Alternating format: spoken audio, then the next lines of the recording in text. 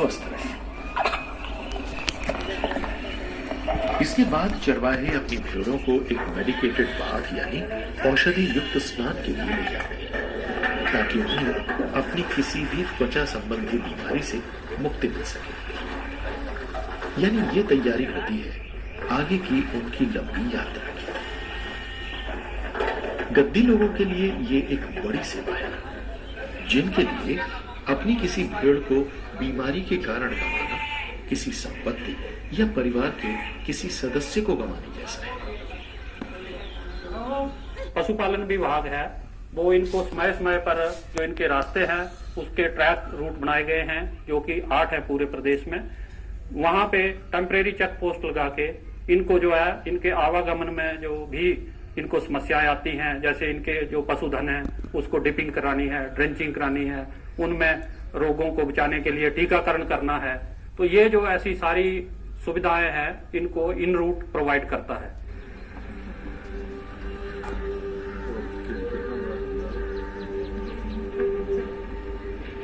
राम सिंह की नजरें खुली वादी की तरफ हैं। अक्टूबर नजदीक है और वो अपनी भेड़ बकरियों को चराने के लिए कांगड़ा घाटी की तरफ ले जा रहे हैं। बेहद ठंडी हवा, पहले से कम तापमान सर्दियों में चराई के काम को और मुश्किल बना देते हैं। वो नहीं जानते कि ये काम कितने दिन तक चलता रह पाएगा या उनके बाद इसे कोई करेगा या नहीं, क्योंकि उनके बेटे चरवाहे का काम नहीं करना चाहते। उनकी बेटियों की शादियां हो गई हैं और वो दूर चली गई हैं, तो उनके बाद ये सिलसिला खत्म ही हो जाएगा।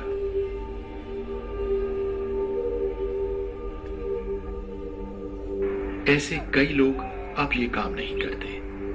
कई लोग खेती की तरफ मुड़ गए हैं। आलम यह है कि भेड़ बकरियों को चराने का काम अब पिछड़ने लगा है। और भेड़ बकरी का काम जो है हमारा बड़ा बुजुर्गी काम है, बड़े दादा परदादा के बारे का काम है। अब इससे आगे तो खत्म हो जाएगा, खत्म ऐसे हो जाएगा। मैं था और मेरा भाई था वो, तो हमने बुजुर्गों ने छोड़ दिया, हमने संभाल लिया। अब हमारे जो बच्चे हैं वो नहीं हो गए आगे संभालने वाले, क्योंकि वो पढ़ लिख गए हैं, कहीं नौकरी पर चले जाएंगे।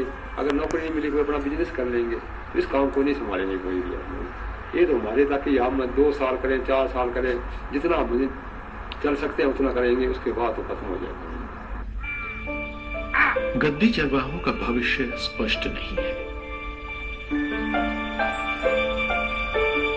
हालात में बदलाव इतनी तेजी से आ रहे हैं कि शायद गद्दी लोग उनसे तालमेल न बिठा पाए। गद्दी समुदाय के 70% लोग आय के जरिए के रूप में खेती को अपना रहे हैं। अब जब चरवाहे वैकल्पिक रोजी को अपना लेंगे तो हिमाचल प्रदेश के पहाड़ अपने संरक्षकों को खो देंगे।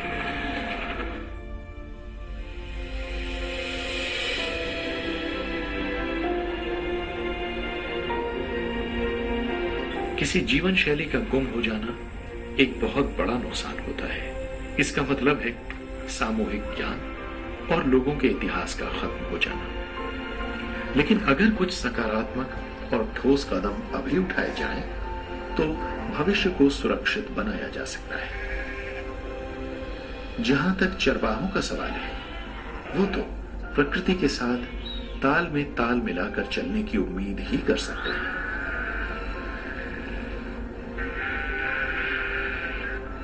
ऊंचे पहाड़ों की गोद में शायद वही उनका एकमात्र और असली घर है।